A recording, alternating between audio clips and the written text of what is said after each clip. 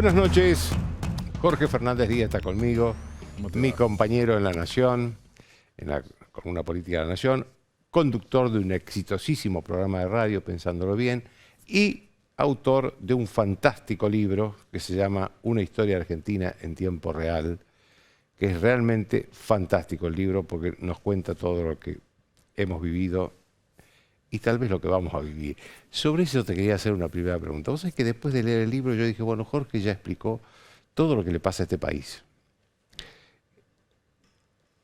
Cuando vos ves lo que pasó después de editar el libro, de que se publicara el libro, ¿qué pensás? ¿Pensás que todo está incluido en el libro o falta algo? ¿O que la realidad superó al análisis? Y yo creo que la realidad todos los días nos supera a nosotros. Nadie de nosotros podía prever, digamos, primero la pandemia, por supuesto, que coloca una luz cenital sobre lo que ocurre en la Argentina, ¿no? Nosotros en la Argentina vamos a un declive permanente, enorme, sin piso, una decadencia sin piso, que no sabemos cuándo se va a detener, que viene de hace mucho tiempo. Sin embargo, llega la pandemia y muestra en toda su dimensión el desastre gestionario. Es decir, los que vienen en nombre del Estado presente, los que supuestamente saben del Estado, y de hecho lo que están haciendo es copar el Estado, porque todo el trabajo que está haciendo la Cámpora es copar el PJ bonaerense y copar el Estado por todos lados, ¿no? Sobre todo donde hay plata, ¿no? Y sobre todo, claro, exactamente. Y bueno, supuestamente los que manejan el Estado presente iban a ver cómo manejaba el Estado la situación de la pandemia. Bueno, realmente ha sido muy desastroso. La agencia Bloomberg, que es bastante objetiva porque toma todos los elementos posibles de todos los países, nos da que salimos últimos en una tabla de 53 países, salimos 53. Todas las cosas que nosotros teníamos que poner en práctica el año pasado, que eran fundamentales, conseguir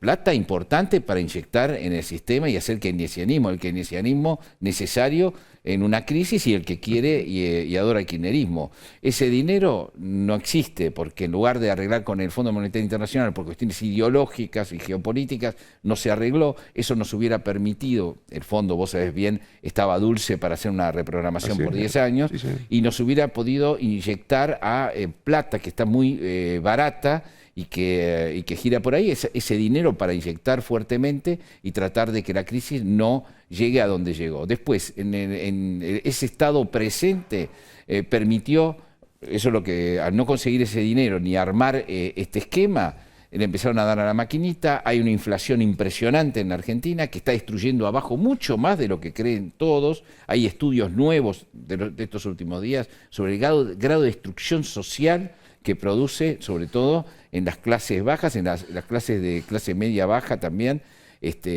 enormemente grave. Recordemos, el año pasado cerraron, otro error gravísimo, el Estado presente cierra durante 7 meses prácticamente la Argentina, una cosa que no ha ocurrido en ninguna parte del mundo, por eso una de las críticas al manejo.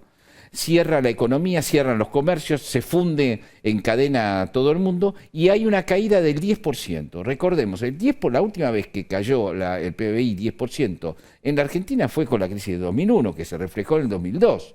Es decir, nosotros todo ha sido de una manera muy mala. Y además a eso hay que agregar el hecho de que Cristina Kirchner tomó decisiones geopolíticas. No es que le dijo a todo el mundo que vengan todas las vacunas juntas, no nos importa de dónde vienen. No, vamos a darle a los amigos por un lado, vamos a arreglar con Rusia y con China para que no nos salve Occidente. Toda una sarta de locuras en un momento de emergencia. Déjame que te haga una pregunta sobre eso que a mí me parece fundamental. Porque acá es evidente que hubo un error con el proceso de conseguir vacunas, digamos. O un error o una política, una decisión política. Ahora, ¿vos crees que eso es producto precisamente de lo que vos decís, una decisión geopolítica estratégica, o han influido también intereses personales? Yo creo que debe haber intereses personales, como siempre. En el mundo ya, no hay una discusión entre socialismo y capitalismo. Hay una discusión entre capitalismo de amigos y capitalismo abierto. Claro.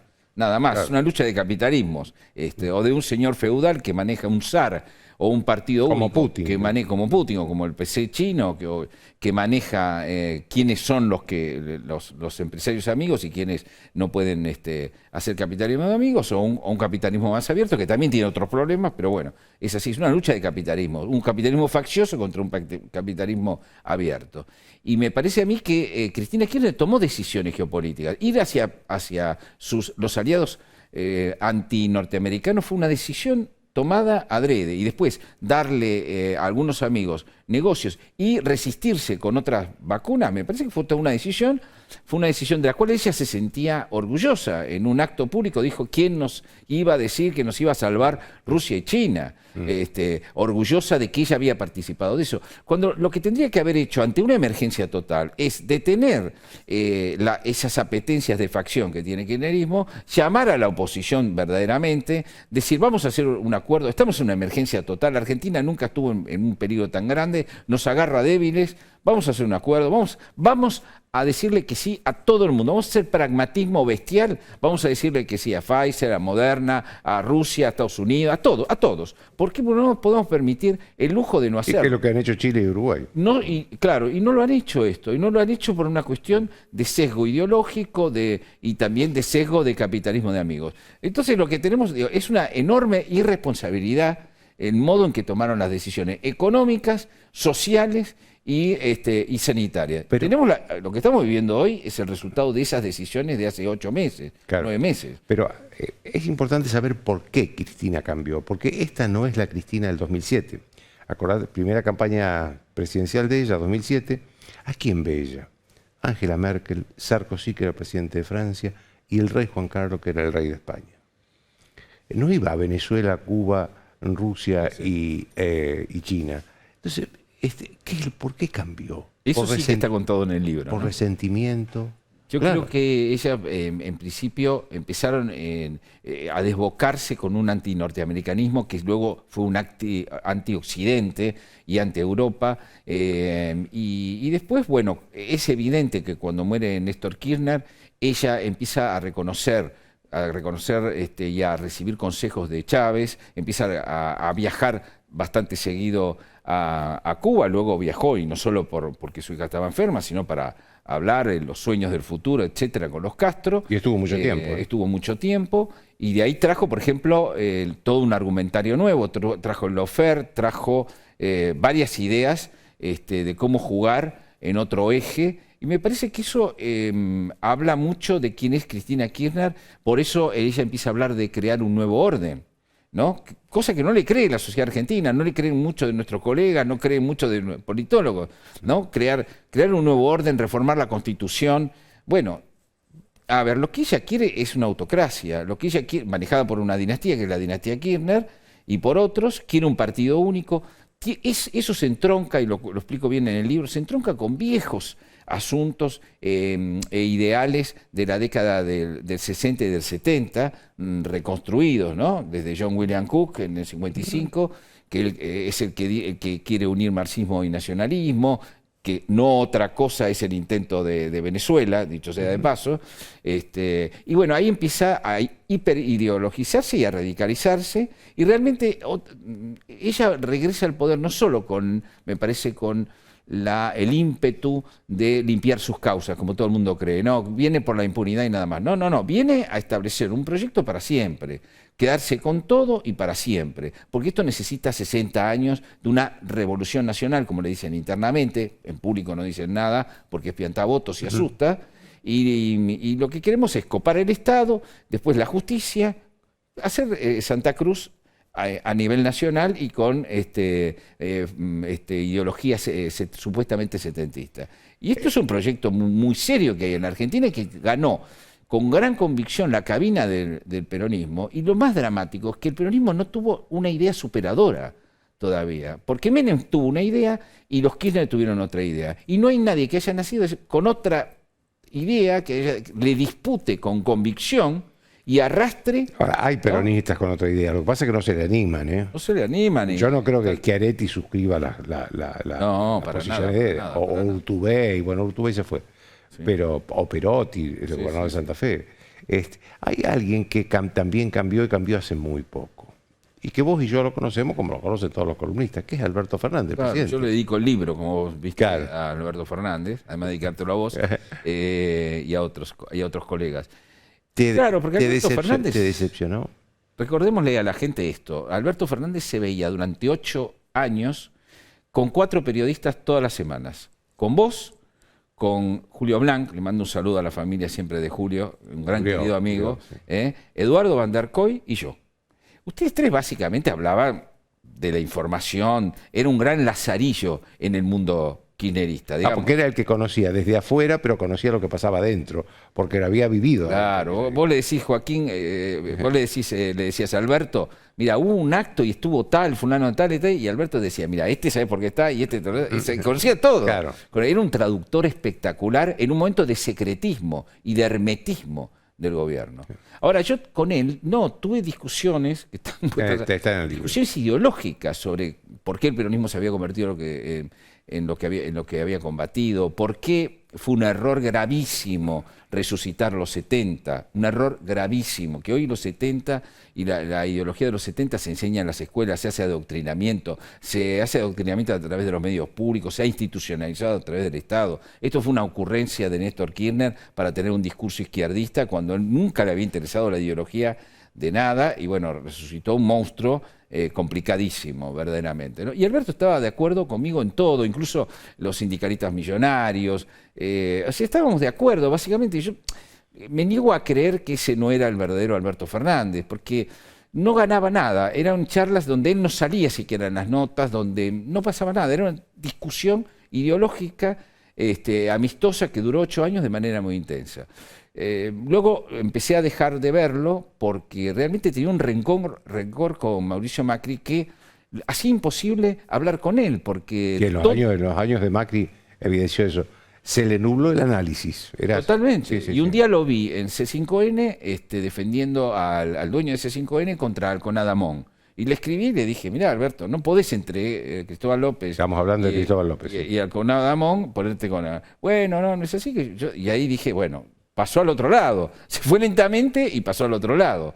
Y pasó al otro lado y empezó a... Y creo que Alberto es esa persona que iba por la calle, encontró un billete de lotería, lo levantó y dijo, bueno, esto es lo mío. Nunca, ni en sus sueños más grandes y delirantes, él podría haber pensado que podía ser presidente de la República, él siendo un operador. De hecho, él creía que lo mejor que le podía pasar es ser embajador en Madrid. Y eso era lo máximo. Cristina lo convierte en presidente. Y yo cuento una parte de un almuerzo, el primer lunes que va a la Casa Rosada, me llama para que vaya a almorzar, voy a almorzar con él. Había leído mis novelas policiales, estuvimos charlando un rato y bueno, y él estaba muy confiado en poder manejar la situación, ¿no? Y yo creo que esa es una equivocación gravísima. Es difícil gobernar la Argentina, pero es imposible gobernar a Cristina Kirchner. Es imposible. Gobernar a la Argentina ya es bastante difícil, es una tarea que han fracasado todos los que han intentado, desde nuestro querido Alfonsín hasta la fecha, digamos, ¿no? Quien más, quien menos ha fracasado de manera diversa, digamos, ¿no? Pero gobernar a Cristina, imposible. Ahora, ¿vos crees que hay algún margen para que él se rectifique todavía? ¿O va a terminar su mandato con este Alberto que conocemos, encolumnado con Cristina, diciéndole que sí a todo? Y va a ser difícil entender bien, qué sé yo, me resulta muy difícil, también veo un déficit gestionario muy grande, es decir, es realmente un equipo... Sí, está Cristina, pero además está el déficit. Es un equipo que atrasca, claro. Todo el tiempo está siendo trastada, ¿viste? Una tras otra, ¿no? En el propio Instituto Patria se agarran la cabeza, no por cuestiones ideológicas, sino por los errores, los bloopers que hay todo el tiempo, los problemas, la falta de consistencia. Bueno, realmente, en ese sentido sí me asombró, me sorprendió lo de... Sí, y en los errores intelectuales, ¿no? Sí, sí. Esto de citar a Octavio Paz en lugar de Lito Nevia, ayer volvió con otra frase de afroamericano, argentino. Ya cuando la primera vez como Mujica, él estaba hablando de Bugs Bunny y del Correcamino y todo, yo dije, acá está pasando algo que yo no conozco. A pesar de conocer a Alberto, ¿no? Ahora, lo que vos me decís es interesante. Como no sabemos para atrás, no podíamos imaginar para atrás lo que iba a pasar con Alberto, ¿cómo saber qué va a pasar para adelante? las elecciones, ¿las va a ganar o las va a perder? Si las pierde de manera muy contundente el gobierno, y esto es un plebiscito, se va a un plebiscito porque... Estamos hablando de las elecciones de septiembre y noviembre, ¿no? Y noviembre, exactamente. Es un plebiscito, es apostar al gobierno o no apostar, o castigar al gobierno. Por eso es tan difícil para el gobierno. Están perdiendo los oficialismos. Mucha gente dice, ¿pero esto es a presidente, es a gobernador, es a intendente? No. ¿Y por qué es esto? No, por los diputados. No entienden. Claro. Y básicamente es, ¿estoy conforme o estoy disconforme? Hay mucha gente disconforme con este gobierno, están perdiendo los oficialismos, entonces hay cierta posibilidad de que gane el kirchnerismo, por supuesto, pero hay gran posibilidad también que pierda. Si llega a perder de manera contundente, eso es una pregunta para hacerse, ¿no? ¿Qué va a pasar? Primero, yo creo que le van a cargar a Alberto Fernández la responsabilidad, toda la responsabilidad de haber perdido. Entonces hay que ver cómo reaccionaría en esa situación Ahora, el presidente. Sobre ¿no? eso te quiero hacer una pregunta, porque sobre esta elección, que es la primera es dentro de 3 meses, la inscripción de candidatos es dentro de 25 días. Sí. Hay dirigentes de la oposición que dicen, no, bueno, esta elección no importa, la que importa es la del 2023. Yo pienso todo lo contrario. A mí me asusta. ¿Cuál es tu opinión?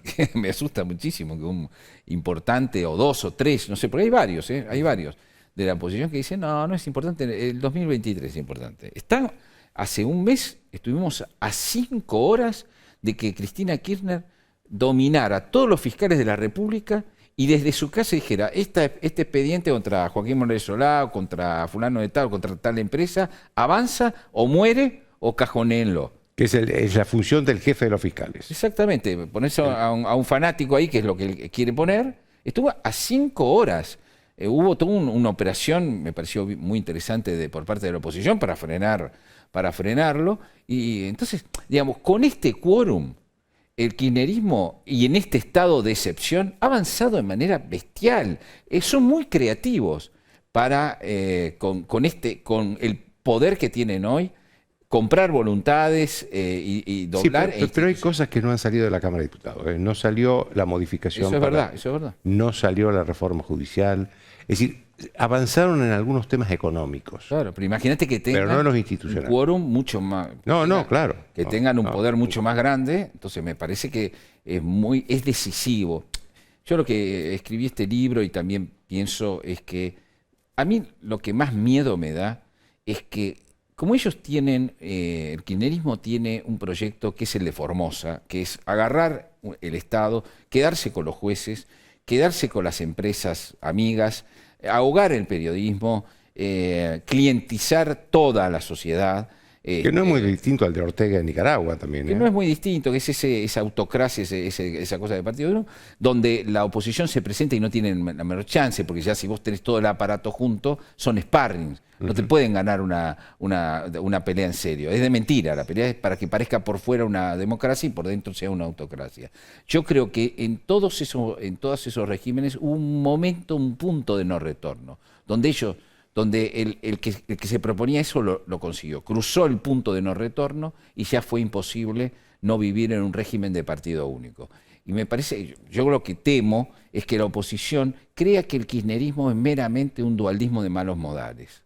Y no es un dualismo de malos modales, es mucho peor, sin hablar bien del dualismo, porque porque Duhalde finalmente pudo, qué sé yo, negociar con Alfonsín, llegar a acuerdos, estaba acostumbrado en ese momento el peronismo a ganar y perder. Este proyecto es que una Argentina somete a la otra Argentina. Acá hay 2 Argentinas, es muy claro que hay como 2 almas argentinas. No, además ¿no? Creo que después de los 4 años que vivió Cristina en los tiempos de Macri, en el periodo de Macri, creo que ella está dispuesta a no irse nunca más del poder. Exactamente. Se va a quedar, ¿eh? Perdimos una vez, pero no vamos a perder más. Claro. Nos vamos a quedar y después vendrá Axel Kicillof, después vendrá mi hijo, no importa. Después se va viendo, ¿no? Los melones se van acomodando, como decía el general. Déjame que te haga una última pregunta que me interesa. A mí, yo veo que hay muchas producciones periodísticas hablando de los jóvenes que se quieren ir del país. Sí. ¿Qué les dirías vos a esos jóvenes? Mirá, yo cada vez que se vayan. Cada vez me siento más argentino yo, ¿no?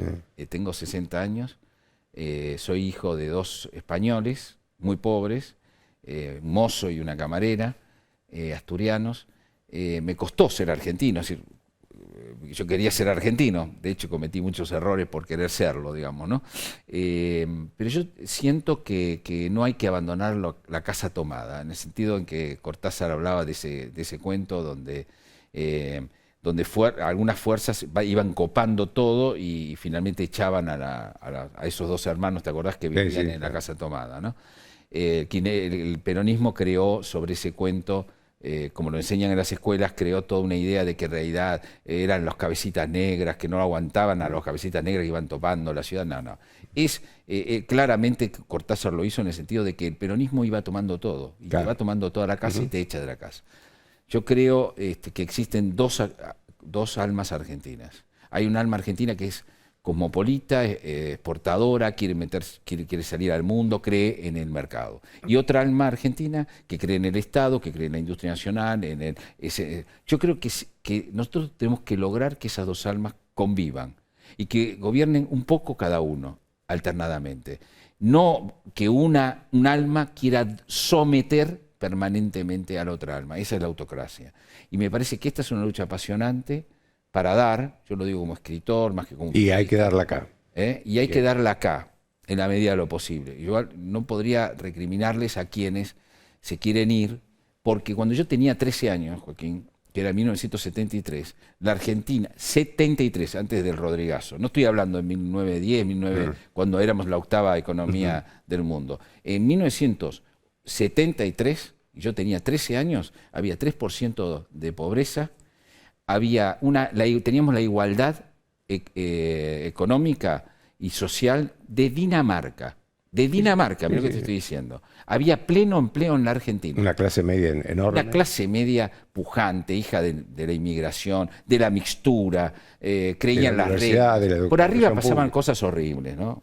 Proscripción del peronismo, dictadura, lucha armada, horribles. Pero abajo era todavía un país, yo le digo el país bueno, ¿no? Ese es el país bueno. Yo creo que todavía podemos recrear ese país bueno, si hay inteligencia para hacerlo, digamos, ¿no? Inteligencia no digo en la sociedad, que yo tengo más confianza en la sociedad, sino en los dirigentes. Te agradezco mucho, Jorge. Gracias, Joaquín, gracias por todo. Gracias. Una pausa y hablamos después del tema de las prepagas que se quieren estatizar. Vamos a ver si se quieren estatizar, vamos a hablar de ese tema.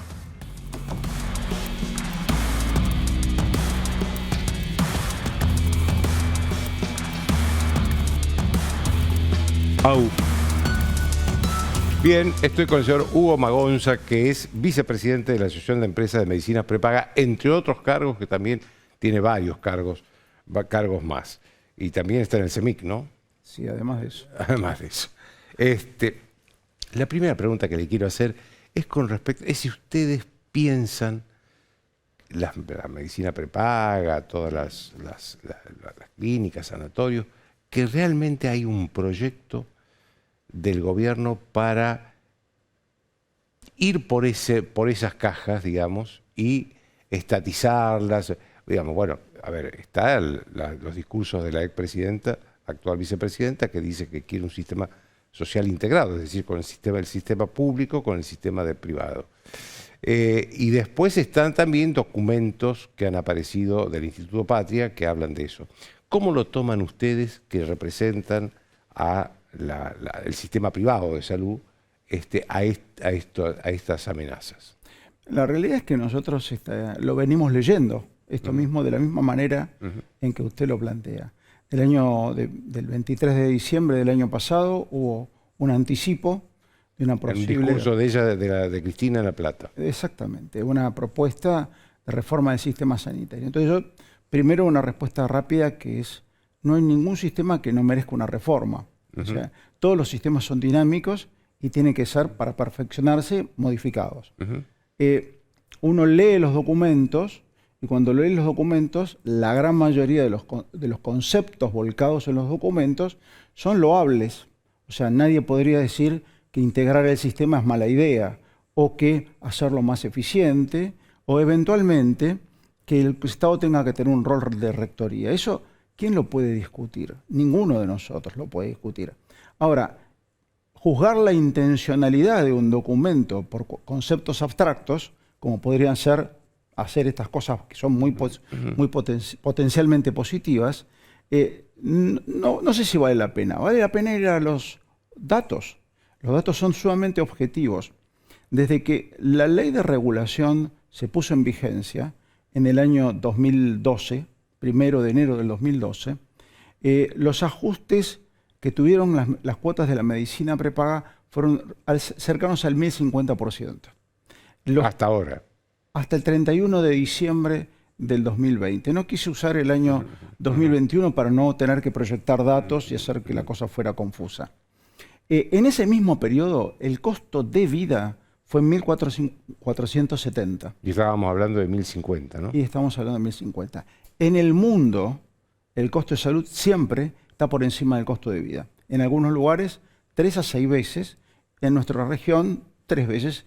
Y Chile, Brasil, Uruguay, aproximadamente. Claro, con una inflación de base, como tiene Argentina, no se puede multiplicar la inflación argentina por 3 para que dé el costo de salud. En Argentina, medido 17 años de costo de salud contra costo de vida, un 35% arriba de costo de salud. Estamos hablando de 1.950% costo de salud.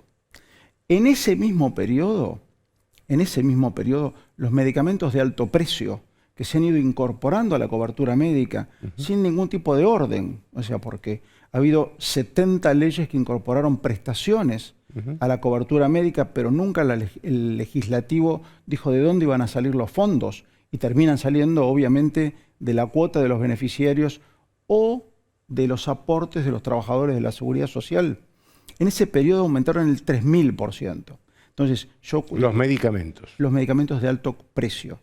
Los medicamentos en general han aumentado mucho. Los medicamentos en general aumentaron, para que ustedes tengan una idea, en el año pasado y lo que corre de esto, o sea, plena pandemia, los medicamentos aumentaron el 60% aproximadamente. Los medicamentos vinculados al tratamiento del COVID aumentaron el 120%. Pero los medicamentos vinculados al tratamiento de los pacientes en asistencia respiratoria mecánica, que son los pacientes que hoy están en las unidades de cuidados intensivos y que requieren de esos medicamentos en cantidades muy superiores para salvar la vida. Bueno, son imprescindibles, esenciales. Esos medicamentos aumentaron entre el 360% y el 1200%. Después el Estado en un momento tomó una decisión que es controlar precio. Pero ustedes saben lo que significa controlar precio. Es una medida que dura muy poquito. Primero porque los precios fueron controlados y regulados de marzo para atrás. O sea que ya estos aumentos que les acabo de contar ya estaban incluidos en nuestra canasta prestacional. O sea, no se retrajeron a tiempos pasados. Y por otro lado, porque cuando aparecen los controles de precio, inmediatamente aparecen en la República Argentina otros mecanismos alternativos. Como alguien te dice, bueno, si querés que yo te venda estos precios, que son los precios que el gobierno me obliga a vender, me tenés que comprar algún otro producto que está fuera del control de precio y que además de estar fuera del control de precio, no sé si no son necesarios para nuestro uso o son necesarios en alguna otra circunstancia. Pero también eso pasa con los medicamentos para la salud. Sí, claro, por supuesto. La economía de la salud tiene sus particularidades, pero no se aleja del comportamiento de la economía general. Cuando arrancó la pandemia, nosotros tuvimos que salir a competir para conseguir reactivos, para conseguir respiradores y para conseguir medicamentos. Y ante la escasez, lo que hay es desabastecimiento y suba de precio. Y eso nos pasó a nosotros como cualquiera. Ahora, ¿cómo ustedes lo culminaron al gobierno a un aumento de las cuotas? Sí, nosotros le pedimos al gobierno por vía judicial. La cuota es un componente. Es decir, recurrieron a la justicia para que le ordene al gobierno. Exactamente, exactamente. ¿Por qué lo hicimos? Porque veíamos que nuestras instancias de conversación, negociación, poner en la mesa la situación como estaba, se había ido agotando. Y voy a hacer una separación entre lo que ha sido la gestión técnica, digamos, superintendencia, Ministerio de Salud, eventualmente Jefatura de Gobierno, Ministerio de Trabajo, que entienden un poco cuál es la dinámica de este problema, y la decisión política, que me parece que están como disociadas. ¿Por qué? Nosotros le estamos diciendo al gobierno que aplique la ley de muy mala factura, como les acabo de decir, pero que lamentablemente fue votada en el año 2011 por la Cámara de Diputados prácticamente por el 100%. Todos los partidos políticos levantaron la mano diciendo apruébese esta ley, que es una ley de enorme cantidad de buenas intenciones. Lamentablemente esa cantidad de buenas intenciones creen que las pagan las empresas, pero en realidad no las pagan las empresas, las pagan los usuarios del sistema a través de su cuota, incluyendo una solidaridad cruzada que es la de incorporar a gente con patologías preexistentes dentro del pequeño grupo de beneficiarios que estaban dentro del sistema.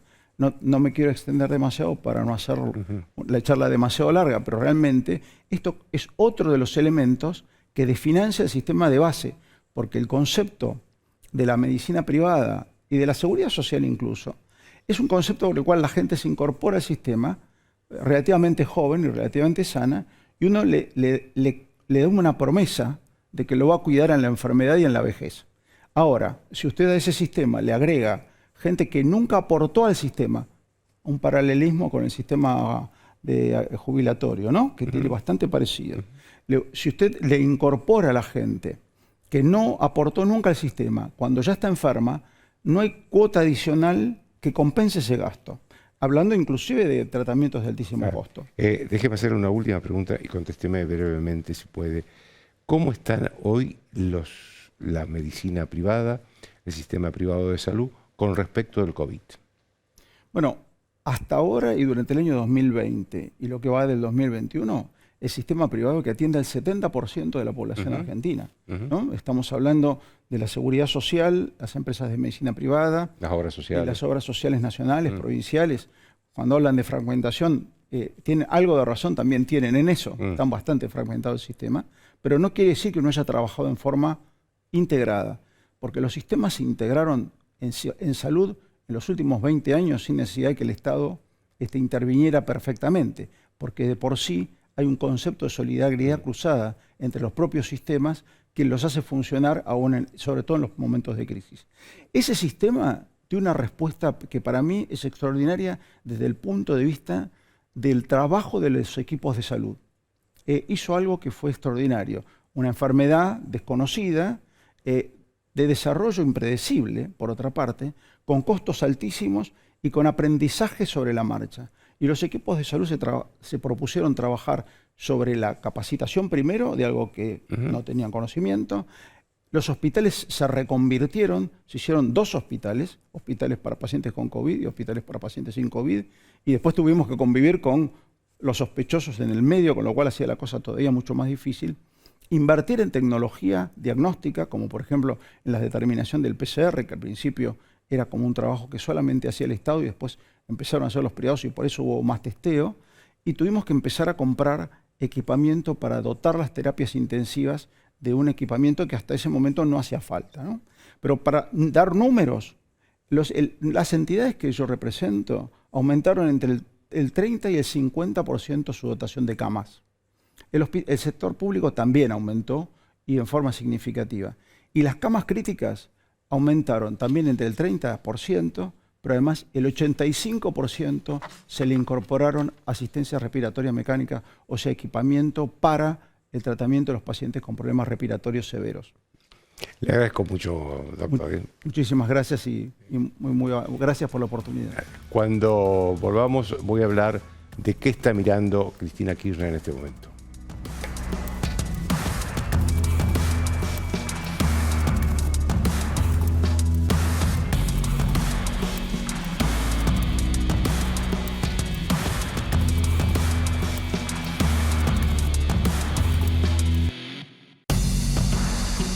Bien, como diría Aníbal Fernández, y la verdad que no es mi filósofo de cabecera, pero algunas frases creativas tiene, el gobierno está retrocediendo en chancletas. Hoy, de manera sorpresiva, llamó al país en consulta al embajador argentino en Nicaragua, que es hermano de Capitanich, justo una semana después que se había abstenido en la OEA, es decir, había votado de alguna manera a favor de Ortega, cuando Ortega estaba haciendo hace una semana lo mismo que hace ahora. Es decir, esto lo vamos a profundizar más con Carolina Moroso luego, pero obviamente que Daniel Ortega es un tirano de cuarta. ¿Qué pasó en esta semana para que cambie? No lo sabemos, no lo sabemos. Puede haber sido algún llamado de la Casa Blanca, de Washington, puede haber sido que cayó mal acá y se dieron cuenta, o que otros países le advirtieron que cayó mal, no sabemos. Ahora, lo que yo quiero acá es preguntarme, ¿qué le pasa? ¿Dónde mira Cristina Kirchner? Porque esta no es la Cristina Kirchner del 2007. Lo conversábamos recién con Jorge Fernández Díaz. Yo me acuerdo que en el 2007 ella hizo campaña electoral viajando al exterior y visitando a Angela Merkel en Alemania, al presidente entonces de Francia, Nicolás Sarkozy, al rey Juan Carlos de España, que era entonces el rey de España, hoy ya no lo es, pero entonces lo era. Esos eran los viajes que ella hacía al exterior. Ella no viajó en la campaña del 2007, primera campaña presidencial de ella, a Venezuela, a Cuba, a Nicaragua. No viajó a esos lugares. Viajó a importantes países de Occidente. Entonces, ¿qué es lo que pasó? ¿Hay resentimiento? Algo puede haber porque la verdad que los últimos años de ella, sobre todo los del 2012 hasta el 2015, la verdad que por sus actitudes, por sus discursos, por lo que fuere, Cristina Kirchner fue una presidenta muy aislada en el mundo. Ni ella viajaba, ni nadie venía al país. Y a lo mejor le quedó un resentimiento con esos grandes personajes que ella le gustaba frecuentar y que le cerraron la puerta, no quisieron venir al país. De hecho, ella tiene una formación, digamos, de persona que se resiente, sobre todo ante el desprecio o la indiferencia o la distancia de otro. Pero yo creo que también hay razones locales. Hay razones locales porque, a ver, en los 4 años de Macri, ella pasó momentos judiciales muy difíciles. Ella fue llamada a indagatoria en Comodoro Pi no menos de 10 veces. Miren, ir a Comodoro Pi para ser indagado ya es una condena. Ya es una condena. Fue 7 veces procesada y le allanaron la casa no menos de 4 o 5 veces. Las casas, porque le allanaron la casa de Santa Cruz, la de acá, la de la capital, la de los hoteles. Es una humillación para cualquier persona, pero sobre todo para una persona que desde 1987, cuando su marido fue elegido intendente de Río Gallegos, 1987, hace 34 años, era o es princesa o reina. Princesa de Santa Cruz o reina del país. Durante 34 años. Ahora bien, a esa persona la llaman a Comodoro Pi, la reciben como cualquier sospechoso, le allanan la casa, la procesan.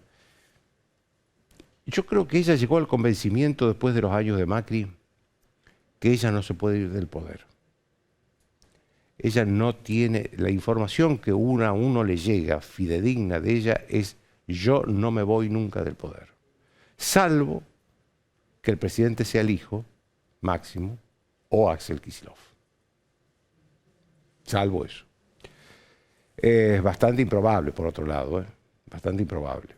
Ahora, y como es improbable, entonces para que ella permanezca en el poder hay que cambiar todo, hay que cambiar leyes, hay que cambiar la economía. Mire, desde que empezó el gobierno, a los pocos meses del gobierno de Alberto Fernández, que se habló de la expropiación de Vicentín, expropiación que la propuso una senadora, la senadora Fernández Agasti, que no hace ni dice nada que no le ordene Cristina Kirchner. Hasta ahora estos manotazos que le quieren dar a las prepagas, que es a los recursos de las prepagas, como le dieron el manotazo en su momento a los fondos de pensión, a la FJP, todo tiende a cambiar un sistema económico. Y en materia de ley, ¿qué ley quieren cambiar? Una, digamos, es la más simbólica, quieren hacer muchas cosas, pero la más simbólica de todas es la que quiere cambiar la ley que fija una mayoría de 2/3 del Senado para aprobar al jefe de los fiscales. El jefe de los fiscales, que que es el señor que tiene la responsabilidad de acusar en el país a todos, inclusive a los delitos de corrupción. Esa mayoría de 2/3 el peronismo no la tiene que negociar con la oposición y la quiere cambiar por una ley por mayoría simple, para que sí la tiene el peronismo, para nombrar en ese lugar clave a quien ella quiera. Esta es la verdad. Entonces, quieren cambiar la economía por un lado, quieren cambiar las leyes por el otro para quedarse. No está dispuesta a volver nunca más al llano, nunca más. Y estos temas que pertenecen a ese micromundo de la vicepresidenta, del presidente y del gobierno, no son los temas de la sociedad.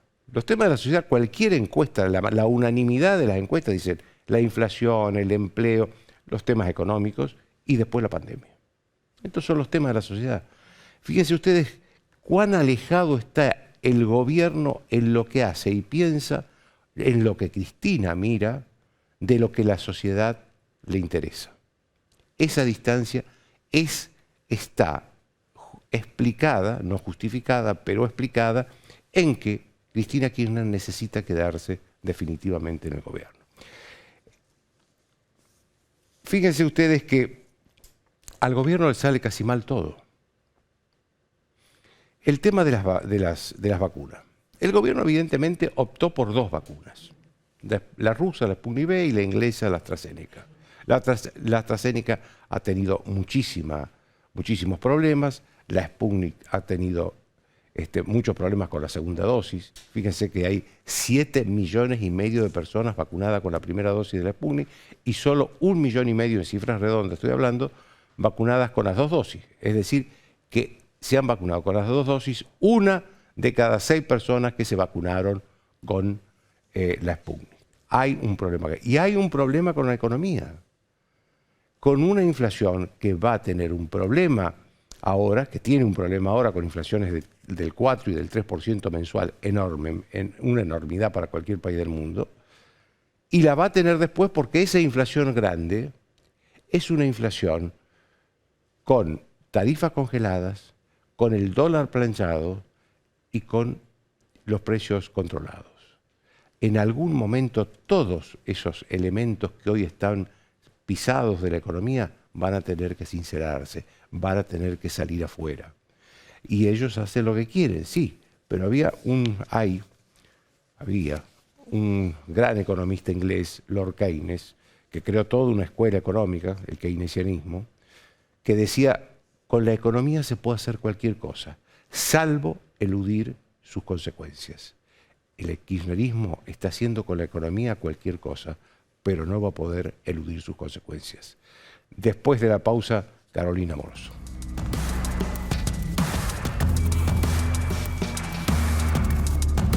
Mi amiga y colega Carolina Moroso. ¿Cómo estás, Joaquín? Bien, muy bien. Y el tema de Nicaragua, que vos me vas a explicar qué pasó con el gobierno, que se volvió loco. En una semana cambió todo, parece. Muy extraños los mensajes, pero recapitulemos, si te parece, vayamos de lo más reciente a, por supuesto, lo que despertó tanta controversia a nivel internacional. Te diría que fue el voto de abstención de la Argentina ante una resolución hace una semana, del Consejo Permanente de la OEA. Ok, a ver, y digo en serio, hablemos de Nicaragua porque ha habido tanta información cruzada incluso por parte del gobierno o expresiones por demás erráticas que hacen entender como que el gobierno está desconectado, no reconoce la realidad de lo que está pasando en Nicaragua, que es flagrante en términos de las violaciones de derechos humanos y la persecución política, y que es muy grave ya desde el año 2018. Pero recapitulemos un poco lo que decía el comunicado de la Cancillería Argentina. Argentina y México llaman a sus embajadores, en el caso argentino es Mateo Daniel Capitanich, en Nicaragua. Eso es de hoy. Exactamente, esto es lo de hoy, a consultas sobre las preocupantes acciones políticas legales realizadas por el gobierno nicaragüense que han puesto en riesgo la integridad y libertad de diversas figuras de la oposición, activistas y empresarios nicaragüenses. Te cuento que... Eso no es nuevo, eso hace una semana está... Hace muchísimas semanas. A uno le provoca... Es gravísimo, ¿no? Pero provoca, es tan absurdo que provoca eso, ¿no? Una sensación de que está ante una expresión totalmente ridícula. Si este es un proceso que viene desde semanas y hay presos políticos en Nicaragua denunciados por organizaciones de derechos humanos hace años. Argentina y México se mantendrán atentos a los acontecimientos en Nicaragua. Bueno, menos mal, porque las expresiones de la Argentina dan a entender que no hay ningún tipo de atención puesta aquí, y seguirán promoviendo el pleno respeto y promoción de los derechos humanos, las libertades civiles, políticas y de expresión. A ver, reiteran su posición plena para colaborar en la promoción del diálogo para que sean los propios nicaragüenses quienes superen esta situación por la vía pacífica, ¿no?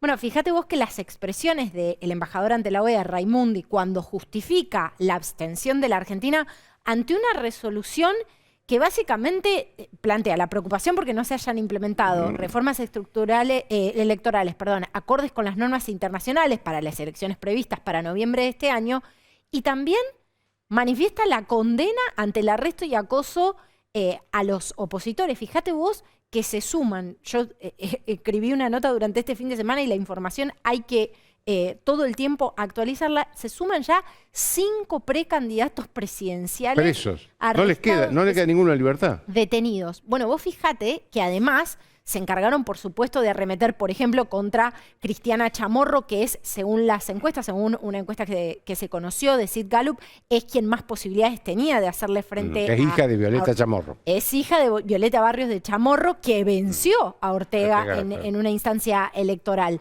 Bueno, Cristiana Chamorro es una muy parecida a la madre. Sí, tiene mucho parecido físico, sin dudas. Bueno, también está Juan Sebastián Chamorro, Arturo Cruz, Félix Maradiaga, y se sumó el último, como te decía, Juan Sebastián Chamorro, y como te decía, un último que es Miguel Mora. Además, son ya 16 los referentes, no solo políticos, entre los cuales están estos 5 precandidatos, sino también personas del empresariado, de organizaciones civiles, periodistas. Te decía que las organizaciones de derechos humanos vienen denunciando atropellos a los derechos fundamentales por parte del régimen Ortega Murillo, porque tiene mucho peso y mucho poder dentro del régimen. La esposa de él, que es la vicepresidenta. Exactamente, Rosario Murillo. Por la represión de las protestas de 2018 se denunciaron más de 300 muertos en ese año. Además, 2.000 heridos, cientos de presos políticos. Estos son datos de la organización Human Rights Watch, que ha trabajado mucho, como otras organizaciones. Recordamos que a las organizaciones de derechos humanos... Y 80.000 nicaragüenses fueron al exilio. Exactamente, y también una diáspora muy importante por la persecución política y por condiciones realmente muy, muy difíciles en cuanto a los derechos humanos en Nicaragua, como mencionaba recién, cientos de presos políticos. Si te parece, vamos a ver un resumen que hacía esta organización Human Rights Watch y que publica en un video institucional sobre la gravísima situación de los derechos humanos en ese país.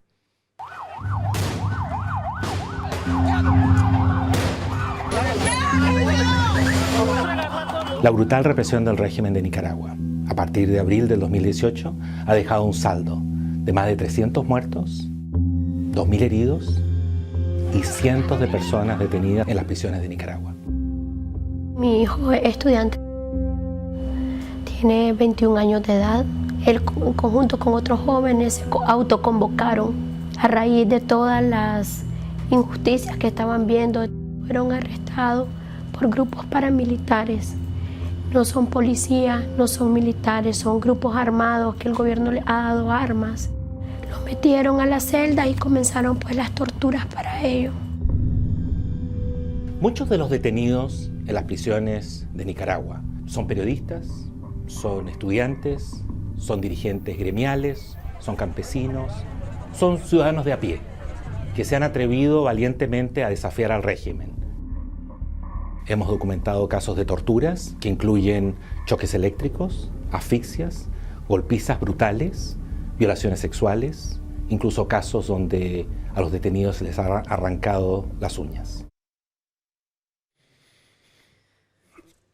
Una situación absolutamente brutal, donde además este régimen cuenta no solo con las fuerzas, digamos, militares, la policía, sino también con grupos paramilitares absolutamente criminales que son parte de la fuerza represiva del régimen de Ortega y Murillo.